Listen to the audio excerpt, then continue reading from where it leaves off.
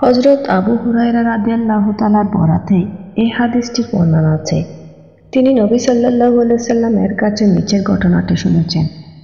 হযরত ইব্রাহিম আলাইহিস সালাম সারাকে সঙ্গে নিয়ে হিজরত করে একটি জনপদে প্রবেশ করলেন।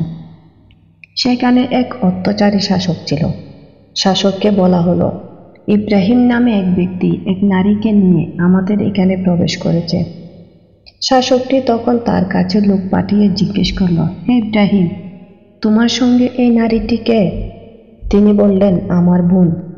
তারপর তিনি সারার কাছে ফিরে এসে বললেন, তুমি আমার কথা মিথ্যে মনে করো না। আমি তাদের বলেছি যে তুমি আমার বোন। আল্লাহর শপথ, দুনিয়াতে তুমি আর আমি ছাড়া আর কেউ মুমিন নেই, সুতরাং আমি আর তুমি দিনে ভাই ও বোন। এরপর ইব্রাহিম আলাইহিস সালাম বাদশার নির্দেশে সারাকে বাদশার কাছে পাঠিয়ে দিলেন। বাদশাহ তার দিকে এগিয়ে এলো। সারা অজু করে নামাজ আদায়ে দাঁড়িয়ে দোয়া করলেন, হে আল্লাহ, আমি তোমার আর তোমার রাসূলের উপর ঈমান এনেছি। আমার স্বামী ছাড়া সবার থেকে আমার সতীত্ব রক্ষা করেছি। তুমি এই বিধর্মীকে দিয়ে আমার সতীত্ব হরণ করিও না। বাদশাহ বেহুশ হয়ে পড়ে মাটিতে পায়ের আঘাত করতে লাগলো।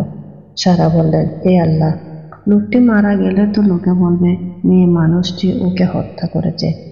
তখন সে সংজ্ঞা ফিরে পেল। এভাবে 2-3 বারের পর বাদশাহ বলল, আল্লাহর শপথ, তোমরা তো আমার কাছে এক শয়তানকে পাঠিয়েছ।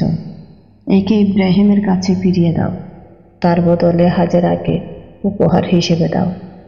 সারা ইব্রাহিম আলাইহিস সালামের কাছে ফিরে এসে বললেন, আপনি জানেন কি, আল্লাহ বিধর্মীকে লজ্জিত ও নিরাশ করে তিনি এক বাদীকে উপহার হিসেবে দিয়েছেন।